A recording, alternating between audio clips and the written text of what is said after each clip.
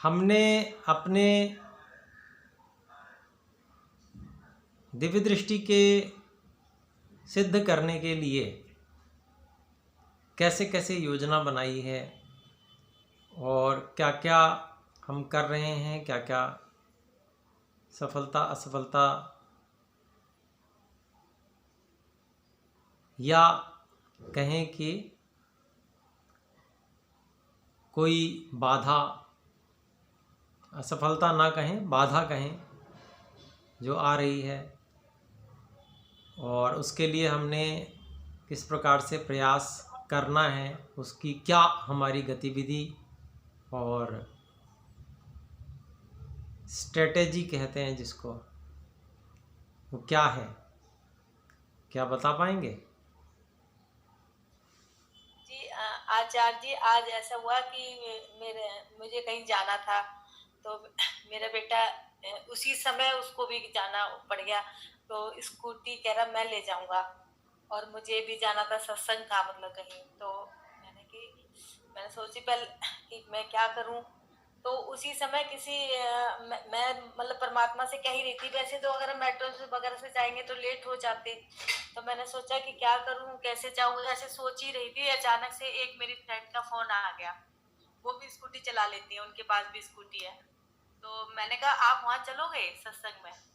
कह रहे हाँ चलूंगा, चलूंगी। तो मतलब वो, मैंने कहा आप ऐसा करो, मैं इधर से निकल रही हूँ, आप उधर से आओ, बीच में मिल जाते हैं, जल्दी आ जाओ, तुरंत समय भी हो रहा है। तो हम दोनों चले गए।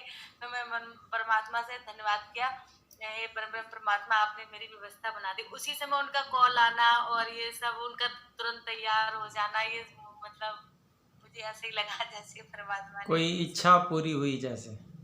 जी जी, संयोग मिल मुझे जाते हैं अनेक बार। जी बिल्कुल, हाँ तो संयोग मिल जाते हैं, और क्योंकि समान सूचनाएं होती हैं तो एक दूसरे का सहयोग हो जाता है। हाँ जी। मैं ये भी सोच ही रही थी, अभी थोड़ी देर पहले आई मैं कहा चलो परमात्मा की कृपा से हो ही गया, क्योंकि चलिए, उनका बहुत समय था, हाँ 3 से 5 था, और 3:15 घर पे ही बज गए थे हमारे। मैं कहा चलो यज्ञ निकल जाएगा, लेकिन प्रवचन तो मैं सुन ही लूंगी। जी जी, बहुत अच्छा। तो ये तो जैसे आपने अपने साथ घटित घटना एक बताई। नमस्ते आचार्य जी। नमस्ते जी। हाँ, अभी आचार्य जी मैं है ना, थोड़ा सा बीच में क्या था कि जैसे आपने बताया था ना कि व्यायाम हमारा अच्छा होना चाहिए, अच्छा अगर व्यायाम होगा, पसीना आ जाएगा तो हमें सहायता मिलेगी। तो बीच में क्या हुआ था, मैंने आपको बताया था, थोड़ा सा मन परेशान था, तो कुछ फोकस हो ही नहीं पा रहा था। तो अभी मैंने 4-5 दिन से और है ना व्यायाम को बढ़ा दिया है, करीबन आधा पौना घंटा है ना व्यायाम कर रहा हूँ, तो वापिस से है ना मन नियंत्रण में आ रहा है। तो अब दोबारा से फिर प्रयास शुरू करूंगा आचार्य जी मैं। जी जी जी। और ये हमको ध्यान रखना है कि हम प्रयास ये करें कि जब एक बार करें शुरू तो उसमें कुछ निरंतरता बन जाए। जैसे हम मान के चलें 2 महीने का, हम 60 दिन का एक मान के चलें, कम से कम इतने समय हम बिल्कुल बाकी सब कार्यों को उस समय विशेष के लिए, जैसे मान लीजिए सुबह हम साधना करते हैं या रात्रि में करते हैं, तो उस समय हम बाकी चीज़ों को गौण कर देंगे। उस समय शेष समय हम अपने कार्य करें, लेकिन वो जो समय हम अपनी साधना के लिए निर्धारित कर रहे हैं उसको निरंतरता पूर्वक करना है, और परीक्षण पूर्वक कि अब मैं इतना और उन्नति करूँगा, प्रतिदिन मुझे उन्नत होना है। इस प्रकार से संकल्पबद्ध होकर इसको करें, और निरंतरता जब होगी तो हम आगे बढ़ते जाएंगे निश्चय ही, और बहुत कुछ प्राप्त होगा। कहें क्या कहें? जी मैंने सुबह सुबह का टाइम बना रखा है, मैं सुबह उठने लगी हूँ, 4 बजे उठती हूँ, 4 से 4:30 4:45 तक करती हूँ। जी, बहुत अच्छा। हाँ, और उसमें लंबे गहरे श्वास तो अपने आप ही चलने लग जाते हैं। पहले बद्ध बाह्य प्राणायाम करती हूँ, फिर आंतरिक करती हूँ, फिर चतुर्थ वाला करती हूँ, तीसरा नहीं करती हूँ। और फिर एकदम से ध्यान लग जाता है अपने आप ही, अच्छा लगता है। जी, बहुत अच्छी बात है। ब्रिजेश जी बोले, क्या कहना चाहते हैं? आचार्य जी, मैं ये कह रहा था कि एक बार आपने कहा था ना, और ये जैसे महर्षि जी की पुस्तक में पढ़ा था कि भाई हम कोई चीज कर रहे हैं, अगर उसका साथ साथ में किसी को करवाते भी हैं अभ्यास, तो हमें ज्यादा मतलब उसमें लाभ मिलता है, क्योंकि हम फिर फोकस्ड होते हैं कि सामने वाले को समझाना है, तो उस विषय में ज्यादा अध्ययन करते हैं। हाँ जी। तो अगर हम जैसे इसकी दिव्य दृष्टि की कक्षा लेना चाहें बच्चों की, तो किस प्रकार से ले सकते हैं? थोड़ा इस विषय में आचार्य जी मार्गदर्शन दीजिए आप। जी जी, ठीक है। ताकि और ज्यादा, अभी क्या है ना कि हमारी रुचि तो है, लेकिन अब हमारे ऊपर एक प्रेशर नहीं है कि भाई हमें सामने पढ़ाना है ना, तो हम उस चीज पर उतना ज्यादा ध्यान नहीं दे पाते। और अगर थोड़ा प्रेशर रहेगा कि हाँ मेरे को कल ये पाठ सामने वाले को बताना है, तो फिर मैं और ज्यादा उसमें समय लगाऊंगा। इसलिए पूछ रहा था मैं। जी जी, तो इसमें क्या है, आपको बच्चों के लिए थोड़ा सा अलग कार्यक्रम बनाना पड़ेगा, क्योंकि बच्चे अधिक चंचल होते हैं। तो जी जी उनके लिए कार्यक्रम बनाना पड़ेगा। उसके लिए जैसे हम बच्चों का कार्यक्रम करते हैं जब, तो आपको भी जोड़ लेंगे, तो थोड़ा उसमें आपको आइडिया लग जाएगा, है ना? जी जी जी अच्छा जी।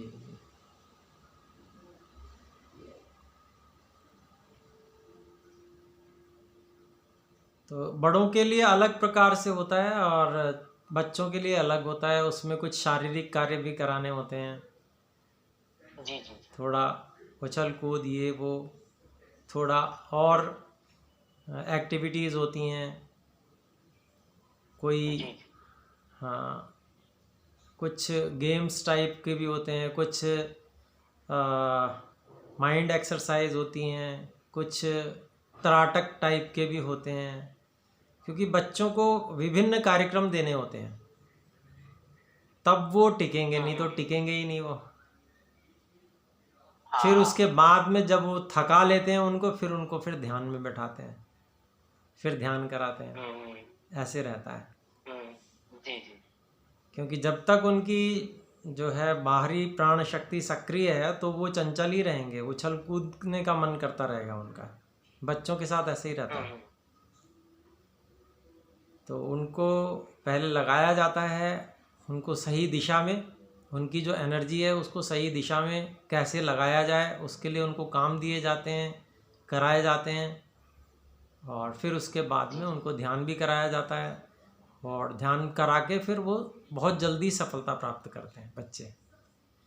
कई बच्चे तो हम अभी जैसे करवा रहे हैं ना, करवाते करवाते उनको एक्टिव हो जाता है सब तुरंत, हाथों हाथ एकदम से करवाते करवाते ही हो जाता है।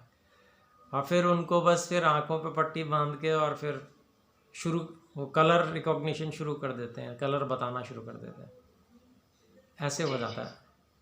तो बच्चों में कारण ये है कि बच्चे अधिक जाने नहीं होते हैं, सारी संसार को नहीं जानते हैं, तो उनके विचार भी कम होते हैं, नियंत्रण के लिए आवश्यकता कम पड़ती है।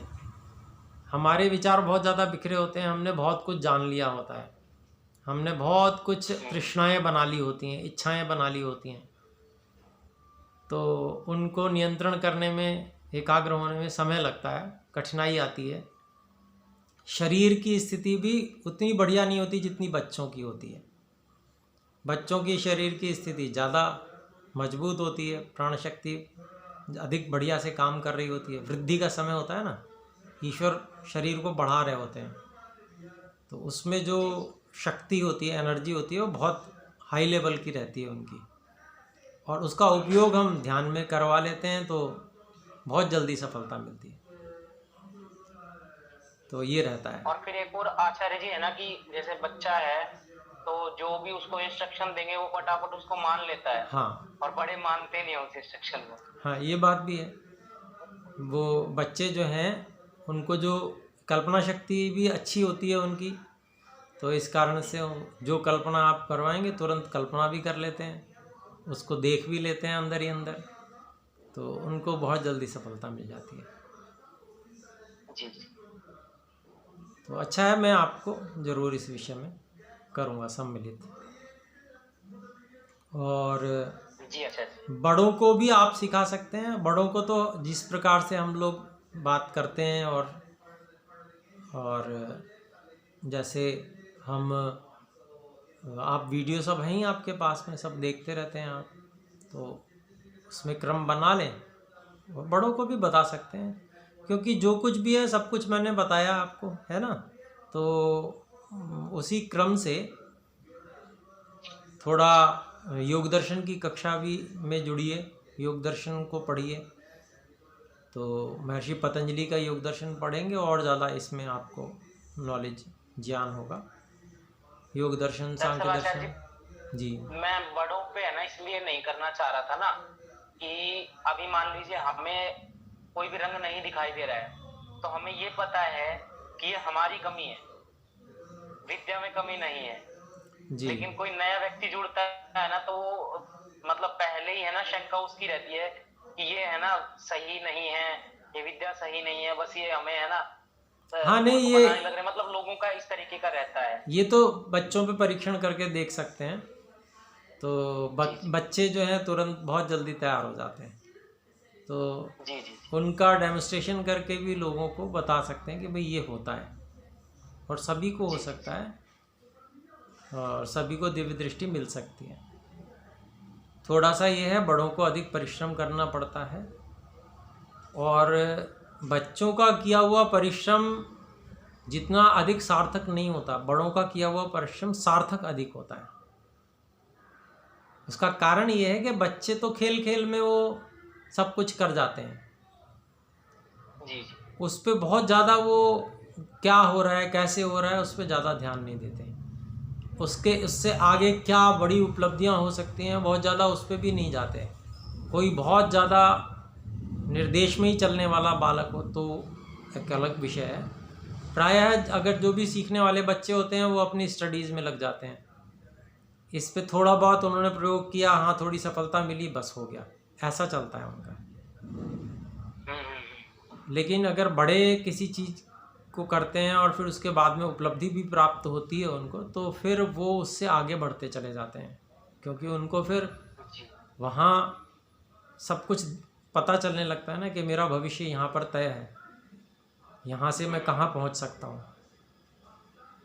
तो वो गंभीरता रहती है बड़ों में, बच्चों में वो गंभीरता नहीं है, और उनकी दिशा और दशा तय नहीं होती उस समय, क्योंकि आगे विविध क्षेत्र उनके रहते हैं, पढ़ना है, स्कूल जाना है, क्लासेस में, फिर कहाँ रुचि उनकी जगेगी उस क्षेत्र में वो परिश्रम करेंगे, तो वो इसको छोड़ बैठते हैं। फिर उसके बाद में एक बार छोड़ बैठे उसको फिर प्राप्त करना भी कठिन होता है। एक बार गया तो बहुत कठिन होता है, क्योंकि बचपन में तो ये अनायास ही प्राप्त हो जाता है, अनायास प्राप्त हो जाता है, और बड़े होके ये बहुत परिश्रम से प्राप्त होता है। तो एक एक स्टेप पता होता है हमें कि हम इसको ऐसे प्राप्त कर रहे हैं, ये कमी थी जिसे हमने दूर किया, है ना। तो ये रहता है। तो इस कारण से जो बड़े प्राप्त करते हैं उनके संस्कार भी विशेष बनते हैं, क्रम भी विशेष उनको ज्ञात रहता है, अनुभव भी खूब बनते हैं उनके अच्छे, गिरना उठना ये भी सब पता चलता है, कहाँ क्या कमी हो गई वो भी पता चलता है, और फिर उस कमी से हम कैसे विजय को प्राप्त हमने किया उसको भी हम जानते हैं। तो वो एक प्रक्रिया है, उस प्रक्रिया को हमको सुनिश्चित साधना के द्वारा तय करना है, तो वो भी अपने लोगों को करना चाहिए। जैसे इसके लिए तो सुनिश्चित साधना का समय हम कम से कम प्रतिदिन 1 घंटा तो लगा ही लें, इतना तो निकालें इसके लिए समय, है ना। तो उसमें जो कुछ हमको करना है उसका निर्धारण हम करके चलें। यदि हम एकाग्र होना चाहते हैं, मान लीजिए हम पहले एकाग्र होने के लिए हमको सबसे ज़्यादा रुचिकर जो विषय है हम उसमें बैठते ही उसमें लगते हैं। मान लीजिए किसी को संगीत में रुचि हो सकती है तो वो संगीत में भजन के माध्यम से ईश्वर की स्तुति प्रार्थना उपासना कर लेता है ना। तो फिर उसमें वो एकाग्र हो जाता है, मतलब आसन स्थिर हो गया, आसन स्थिर हो गया, मन भी स्थिर हो गया। अब उसके बाद में फिर वो धारणा केंद्र पर अपना कार्य करेगा। उसको पता है मैं लगभग ये फोकस करता हूँ तो इतना समय मुझे इच्छा पूर्वक मैं करता हूँ तो स्थिति मिलती है, बस वो स्थिति प्राप्त करनी है। फिर स्थिति प्राप्त करके पता है कि इतनी देर बाद नहीं रहती है, वो भी पता है, तो पता है ठीक है कोई बात नहीं, हम थोड़ा सा और प्रयास करेंगे, इस बार कुछ और अधिक समय तक टिकाएंगे मन को, ऐसा। फिर उसके बाद में मान लीजिए करते करते हमने परिश्रम किया, तो परिश्रम करेंगे तो शक्ति लगेगी ना, शक्ति लगेगी तो कुछ थकान भी हो सकती है, तो कोई बात नहीं, फिर ईश्वर भक्ति या कोई और जो आपको रुचिकर विषय उसमें लग गए। और फिर उसके बाद में थोड़ी देर इच्छा शक्ति को फिर से बनाया और फिर से कार्य किया। तो मतलब 1 घंटे में हो सकता है हम 5 बार इसको कर पाएँ, 3 बार कर पाएँ, कितनी बार भी हम कर पाते हैं, लेकिन हमारा अभ्यास रहना चाहिए, उस अभ्यास को हमको बढ़ाना है। अगर हम इस स्थिति को, जो स्थिति मान लीजिए प्रकाश के स्थिर करने वाली जप के साथ में, और वो घूमता हुआ प्रकाश हम देख पाते हैं, उसको हमने कर लिया स्थिर, 5 मिनट भी कर लिया ना, तो आप समझ लीजिए कि काम हो जाएगा। 5 मिनट के बाद, 5 मिनट हमने एकाग्र हो गए और उसके बाद में हमने ट्राई किया कलर्स रिकॉग्निशन, तो ऐसा समझिए कि सफलता मिलेगी, दिव्य दृष्टि पे सफलता प्राप्त होगी, क्योंकि 5 मिनट बहुत होते हैं। किसी नए व्यक्ति को ये कहा जाए कि आप 2 मिनट बोलिए, तो 2 मिनट बोल नहीं पाएगा मंच पे, कठिनाई हो जाती है ना। 2 मिनट बड़े भारी लगते हैं, वो कैसे बीतेंगे ये। यहाँ तो 5 मिनट तक व्यक्ति एकाग्र हो जाए, तो 5 मिनट एकाग्र होना बहुत बड़ी बात हो जाती है, और उससे काफ़ी कुछ सफलता मिलनी शुरू हो जाती है। और फिर जब थोड़ा सा चखना हो जाता है ना, थोड़ा सा चख लिया, सफलता का स्वाद थोड़ा सा चख लिया, तो उसके बाद तो फिर व्यक्ति फिर तो लग जाता है कि ये इतना हो गया तो फिर तो आगे भी हो जाएगा। तो ये स्थिति लानी है, उसके लिए परिश्रम करना है, महीना लगे, 2 महीना लगे, जितना भी समय लगे, निरंतरता पूर्वक उसमें लगना है। ये मान कर के विकल्प कोई है ही नहीं, ये तो करना ही करना है। ये हो गया तो बहुत सारे कार्य बन जाएंगे, बहुत सारे कार्य अटकते हुए ठीक हो जाएंगे, अटकने समाप्त हो जाएंगी, लौकिक सांसारिक अटकने भी समाप्त हो जाएंगे। एकाग्रता प्राप्त होने के बाद में बहुत कुछ हमारी इच्छा के अनुसार भी होने लगता है। जी कहें ब्रजेश जी। आचार्य जी, मैं एक बात कहूंगा जो है ना मेरे साथ में घटी। पहले है ना इतनी ज्यादा मतलब लौकिक कामनाएं नहीं थी, मेन फोकस था कि भाई दिव्य दृष्टि मिले, ईश्वर का साक्षात्कार हो। लेकिन जैसे जैसे लौकिक कामनाओं को बढ़ाया ना, तो साधना की गति कम हो गई आचार्य जी।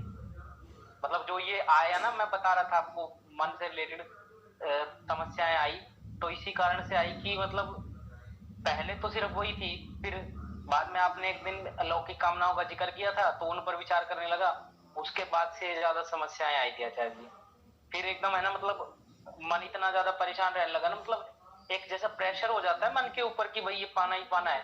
पहले ऐसा कोई प्रेशर नहीं था, जो ईश्वर को लक्ष्य बना करके चलने लग रहे थे जस्ट, लेकिन जैसे ही लौकिक कामनाओं को लेकर के लक्ष्य बनाया तो एक दिमाग को इतना प्रेशर पड़ गया कि फिर सारा कुछ छूट गया और मन परेशान अलग से हो गया। जी जी, तो ये आपकी बात ठीक है कि जब हम लौकिक कामनाओं को तृष्णा जैसा अनुभव करने लगते हैं तो वो बहुत बड़ी बाधक बन जाती हैं। जैसा कि आपने बताया, मन परेशान रहा तो उसमें क्या है कि कोई भी, देखिए, कामना के बिना तो कोई भी व्यक्ति कभी होता ही नहीं है।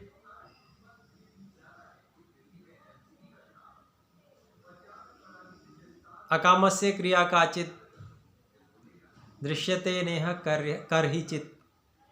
किसी भी व्यक्ति की बिना कामना के कोई क्रिया होती ही नहीं है। तो कामनाएं तो सबकी हैं, परंतु उसमें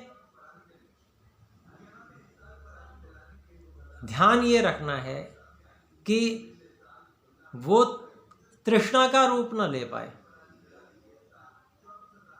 एक सामान्य अवस्था रहे उसकी। तृष्णा का रूप अगर ले लेती है वो कामना, तो फिर वो बाधक बन जाती है बहुत ज़्यादा। कि जैसे कोई व्यक्ति हो तो जो वो चाहता है वो तो आगे आगे रहता है, वो हमेशा पीछे पीछे, उसके ही पीछे दौड़ता रहता है। तो ऐसी स्थिति बन जाती है। उस स्थिति से आगे बढ़ने के लिए हमें क्या करना चाहिए कि हम ईश्वर से प्रार्थना भी करें, और अगर कोई चीज़ प्राप्त होने योग्य है तो उसके लिए प्रयास भी करें। धनात्मक रूप से प्रयास भी करें, और ये मान के चलें कि इस संसार में सबकी सभी कामनाएं जैसे वो चाहते हैं वैसी पूरी नहीं होती हैं। थोड़ा बहुत इधर उधर दाएं बाएं होता ही होता है। जैसा चाहा ज्यों का त्यों, वैसा का वैसा मिल गया हो, ऐसा कभी भी किसी के साथ संसार में नहीं हुआ है। कुछ ना कुछ दाएं बाएं तो होता ही होता है। तो हम में जितनी योग्यता, हमारी सामर्थ्य, ईश्वर ने जो हमें कर्मफल व्यवस्था के अंतर्गत हमको जो विकल्प प्रदान किए हैं, उनमें से जो चुनाव हम चुनते हैं उसके अनुसार हमें हमारी जो कामना है पूर्ति होती है।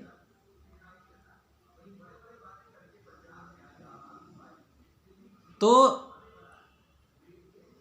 उसमें हम संतुष्ट और प्रसन्न रहें।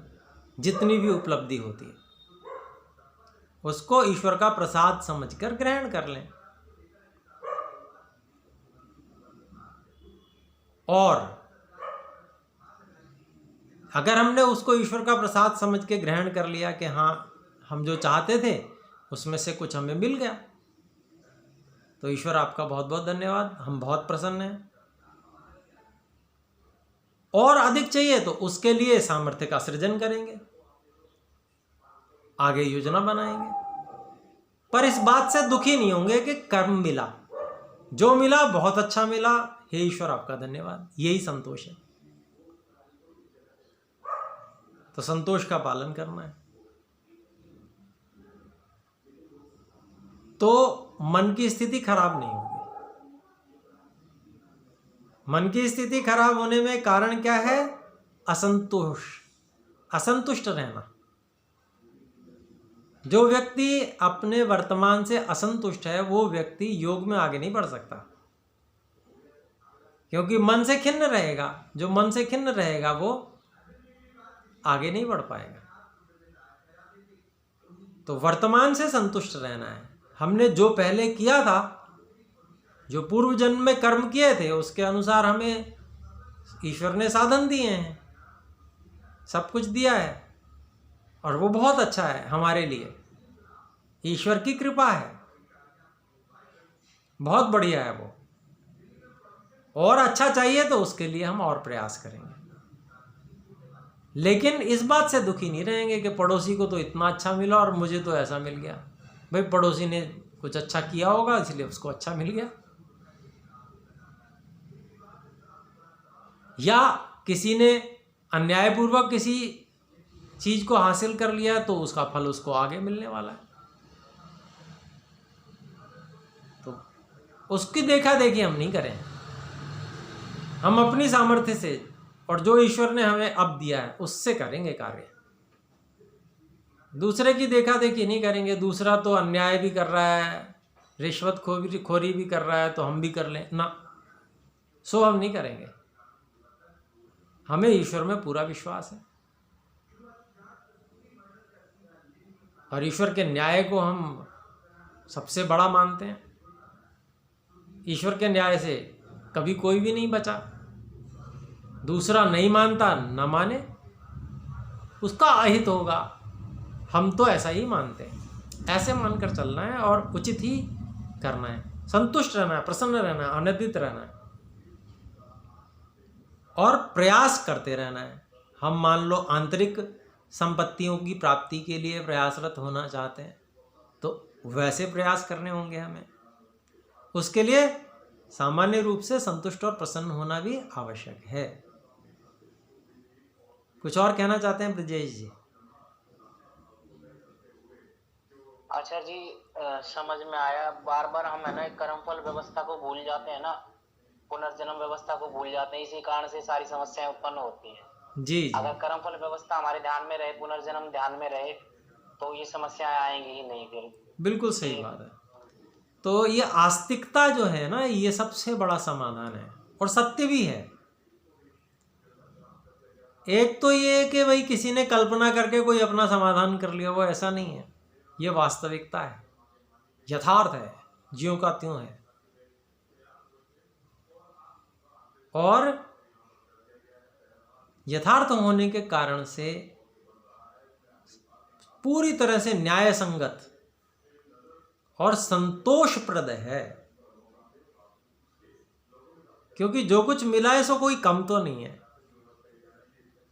बहुत मिला है सभी को। देखो सब पूर्णांग है ना, थोड़ा बहुत चश्मा लग गया तो क्या हो गया, हैं? देख तो पा रहे हैं, हाथ पैर सब कुछ बिल्कुल फिट है। अच्छा खासा परमात्मा ने शरीर दिया है, अच्छी खासी बुद्धि दी है, कितना अच्छा विचार कर पा रहे हैं हम लोग, और सात्विक साथ दिया है, हैं? हम लोग सब सात्विक हैं तभी तो यहाँ पर हैं, आपस में साधना की चर्चा कर रहे हैं। जी जी, तो कोई कम नहीं है, बहुत है। तो जो भी है वो बहुत है, और जो मिला है उससे उसका संपूर्ण बहुत अच्छे से जब हम उपयोग करेंगे ईश्वर की आज्ञा के अनुसार, तो इससे और अच्छा भी मिलेगा, विशेष सहायता भी मिलेगी, ये भी सुनिश्चित है। तो इसीलिए अंतः प्रेरणा को पढ़ने के लिए बाहर की ओर न देखकर, अंतर्मुखी होकर, जितना जितना हम स्वयं को अलग समझ पाए हैं उतना उतना बाहर से अंदर की ओर देखते जाएं। हमने शरीर से अपने आप को अलग समझा तो वहाँ पर बाकी सूक्ष्म शरीर सहित हम विचार कर रहे हैं कि हम ये हैं, तो भी हम अपनी ओर देख सकते हैं। हमने इंद्रियों से भी अपने आप को अलग समझ लिया है, मन से, इंद्रियों से, तो भी हम अहंकार और बुद्धि से युक्त होते हुए स्वयं को देख सकते हैं, अपनी ओर देख सकते हैं, अपने अंदर झांक सकते हैं। और यदि अहंकार और बुद्धि से भी भिन्नता का हमने कुछ अनुभव कर लिया, बहुत सूक्ष्म चीज़ है, बहुत सूक्ष्म, तब तो हम स्वयं को देख ही सकते हैं, अपनी ओर अपना अनुभव कर ही सकते हैं और अपने अंदर झांक भी सकते हैं, अंतः प्रेरणा को पढ़ने का प्रयास भी कर सकते हैं। ये है आत्मानंद प्रवेश पद प्रवेश कलनम शेषः वणिक वृत्तयः, महात्मा भर्तृहरि जी कहते हैं। ये है आत्मा, मतलब अपने अंतरात्मा के आनंद में प्रवेश कर जाना, अंतः प्रेरणा को समझना, उसको जानने का प्रयास करना और फिर उसके आनंद में मग्न हो जाना, ये कार्य है। ये कार्य कर लिया तो सब कुछ कर लिया, बाकी सब बनिए के व्यापार है। भाई देखो, हर आदमी रोटी कमा रहा है ना अपनी, कोई कपड़ा बेच के अपनी रोटी कमा रहा है ना, कोई क्या कहते हैं रेता बजरी बेच रहा है, कोई मोबाइल टीवी बेच रहा है, कोई बात बेच रहा है। तो कोई अपने वादे बेच रहा है? तो ऐसे सारे काम जो हैं, कोई किसी ने गिनती याद कर ली तो गिनती पढ़ा रहा है, वो गिनती पढ़ा के पैसा कमा रहा है, वो गिनती बेच रहा है।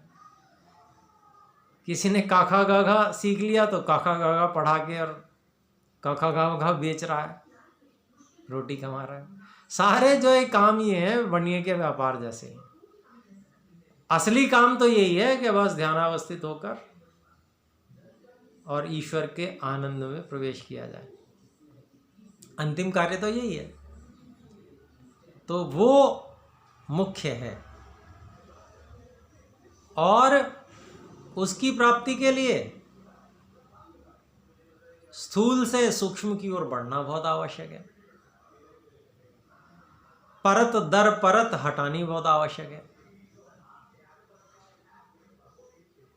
ना। परत के ऊपर परत के ऊपर परत चढ़ी हुई है, जैसे प्याज के छिलके होते हैं, तो ऊपर वाला छिलका हटाएं तो अंदर नया नया सा निकलता है, बड़ा अच्छा अच्छा सा लगता है ना। आचार्य जी, हाँ जी बोलो। एक बात कहनी थी। कई बार तो है ना, ये छिलके हटाने वाला काम है ना, इतना आसान लगता है कि मतलब अंदर से आनंद भी आ रहा है और पूरा आदमी अच्छे तरीके से कर रहा है, और कई बार इतना भार बढ़ जाता है ना मस्तिष्क के ऊपर, मन के ऊपर, कि है ना कुछ भी समझ नहीं आता। जैसे मैं कल का ही विषय लूं तो कल इतना आनंद था पूरा का पूरा, और आज है ना इतना भारी हो गया दिन। तो मतलब एक ही दिन का फर्क है, लेकिन वो दोनों में इतना अंतर हो जाता है ना। तो एक दिन पहले तो ऐसा लग रहा है कि अब सब कुछ सॉर्ट आउट हो गया जीवन में, और अब सारा आनंद ही आनंद है, और एक के बाद एक अंदर की परत खुलती जा रही है। और एक ही दिन बाद में ऐसा लगने लग जाता है कि जैसे पता नहीं कितना भार चढ़ गया है, ये चीजें। लेकिन ये है आचार्य जी, मैं करीबन 10 साल से ना अध्यात्म के विषय को समझने का प्रयास कर रहा हूँ, लेकिन कभी ये नहीं हुआ कि इसको छोड़ देना है। बस पकड़ के रखा है कि भाई हाँ, बढ़ना तो इसी हो रहे हैं। बिल्कुल। और देखिए, गिरना उठना तो ये चलता रहता है, इसका ये तो जब तक अविप्लव विवेक ख्याति नहीं हो जाती तब तक ये चलेगा, और इससे घबराना नहीं। हमारे स्वामी जी इस बात को कहा करते थे, उत्तम गुणों की प्राप्ति और दुर्गुणों पर विजय प्राप्त करने के लिए चाहे 1000 बार गिरो, हर बार फिर से उठ के खड़े हो, फिर कमर कसो और फिर ये संकल्प करो कि अब की बार नहीं होने दूंगा। एक तरह से बेशर्म बनना पड़ता है। 1000 बार गिरो, फिर भी हर बार फिर से उठ के खड़े हो जाओ और कमर कस के, फिर इस बार तो होने ही नहीं दूंगा मैं। कैसे हो जाएगा भाई? एक उदाहरण देते थे गुरुजी। कि तुम कीचड़ में गिरोगे अगर तो क्या वहीं पड़े रहोगे क्या, या उठ के खड़े होगे, साफ करोगे? कितनी बार भी गिरो, कोई ऐसा तो होगा नहीं कोई भी व्यक्ति। ठीक है, कोई बहुत ज़्यादा नशेड़ी हो, एक अलग विषय है, वो पड़ा ही रहेगा, नाली में पड़ा रहेगा, होश आने के बाद तो वो भी उठेगा। तो भाई ऐसे तो हम है नहीं। ठीक है, गिरेंगे, एक आध बार थोड़ा बहुत गिरते हैं, होता है स्खलन,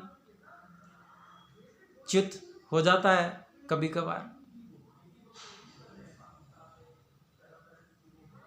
उसमें बस ये हम जितना जितना जिसको कहेंगे चतुर होते जाएंगे, उतना उतना गिरना कम होता जाएगा। चतुर होने का अभिप्राय क्या है कि संतुलन, जितना जितना संतुलन बनाना आता जाएगा उतना उतना ये जो उच्चा वचन है ना, ये ऊंचा होना कभी नीचा होना, ये कम होता जाएगा, समता आती जाएगी। वो चतुराई लानी है, संतुलन की चतुराई। कैसे संतुलन बना के रखा जाए? हर चीज में संतुलन चाहिए, हर चीज में, भोजन में, आहार में, व्यवहार में, कहाँ कितना बोलना है, बोलने में। क्योंकि बात मुंह से निकल गई फिर तो गई, उससे पहले बहुत सोचना है। ये वचन मैं दे भी दूं तो इसका क्या प्रभाव होगा। तो बोलने की जितनी आवश्यकता उतना बोलना है। व्यर्थ बोलने की अभ्यास है, फंस जाएंगे। तो हर चीज में, वाणी में, अन्य व्यवहारों में, भोजन आदि में, व्यायाम में, हर चीज में संतुलन चाहिए। और फिर मन से विचार में भी संतुलन चाहिए कि अब ये संस्कार आ रहा है, इसको मैं हटाऊं या रहने दूं, चलने दूं। ये संतुलन जितना जितना इसमें चतुर होते चले जाएंगे उतनी ही समता आती चली जाएगी, उच्चा वचन कम होते जाएंगे। जैसे आपने बताया कल ही बहुत अच्छी स्थिति थी, आज थोड़ा भारीपन लग रहा है। तो वो कहीं, अब जब आत्मनिरीक्षण हम करेंगे ना, तो हमें कहीं ना कहीं वो असंतुलन की स्थिति क्यों बनी है वो समझ में आ जाएगी।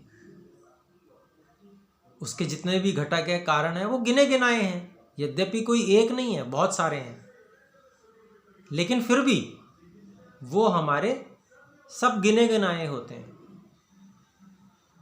और उनको हम जान सकते हैं, समझ सकते हैं, और बल्कि इसको तो लेखबद्ध भी कर लेना चाहिए कि ऐसी स्थिति में ये गलती हुई। अब अगर एक बार लिख लिया तो इसका मतलब, लिखने का मतलब ये हो गया कि याद, अब वो भूला नहीं जाएगा। कई बार हम क्या करते हैं कि चलो ये बात आई है मस्तिष्क में, ये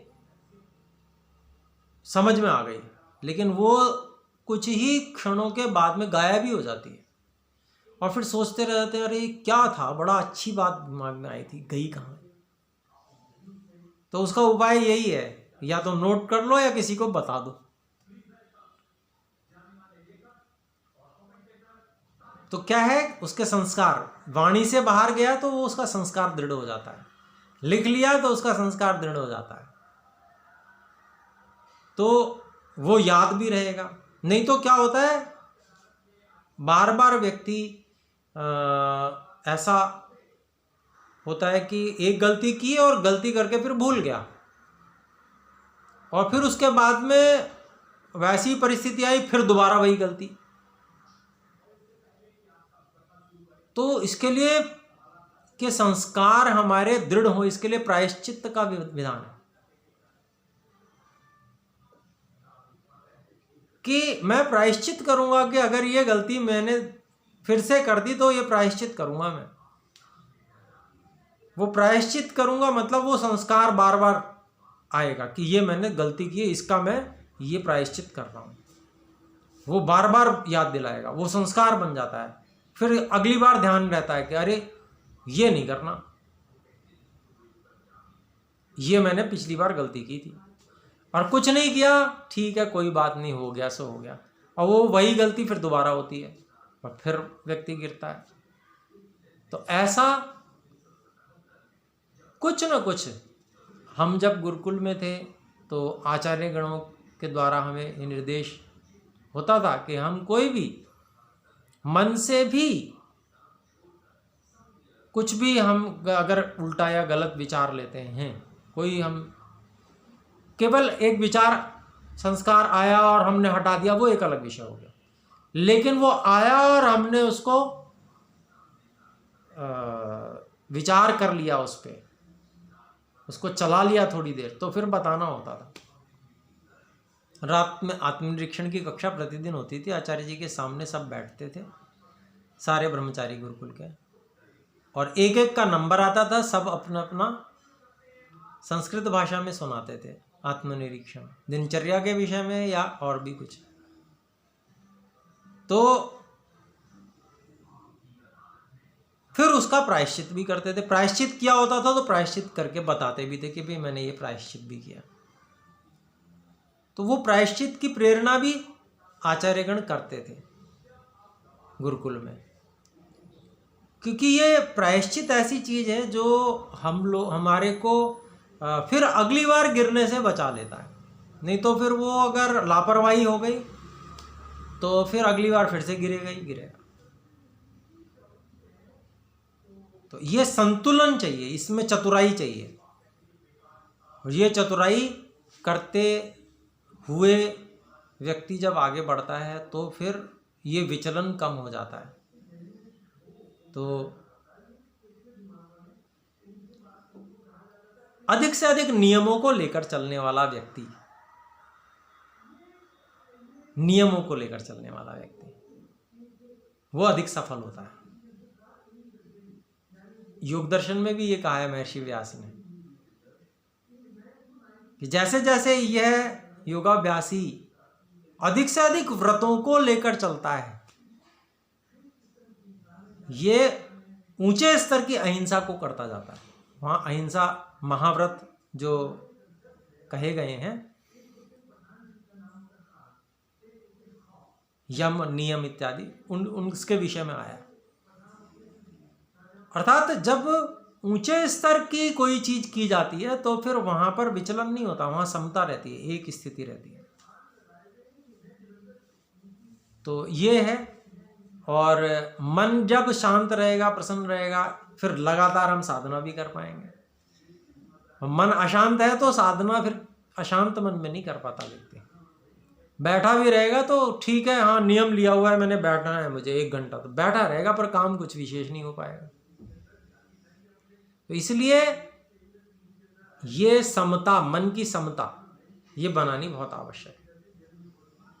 तो साधना में निरंतरता पूर्वक सफलता मिलती चली जाती है, बड़ी तेजी से व्यक्ति आगे बढ़ता है। तो ठीक है, आज हमने इन्हीं बातों पे कि भाई हमारे सामने जो समस्याएं आती हैं उनका समाधान हो, आगे कैसे बढ़ें, उसमें हम इस पे ही चर्चा की। और साधना का जो भी ढंग है उसमें हम जो साधना के ढंग हमने सीखे हैं, जो कार्य हमने उसमें करने निश्चित किए हैं, उनको हम विशेष अभ्यास पूर्वक लाने का प्रयास करें। और अपनी जो भी सफलता या बाधा है उसको मेरे साथ शेयर कर सकते हैं। मैं आपकी वरीयतापूर्वक आपकी बातों को लेकर और आपको साधना की बातों को विशेष रूप से मैं उस पर आपका साथ देने का प्रयास करूँगा। तो अभी हम विराम करते हैं। और कोई बात तो कहनी होगी क्या आपको? ठीक है जी अच्छा, धन्यवाद। धन्यवाद जी।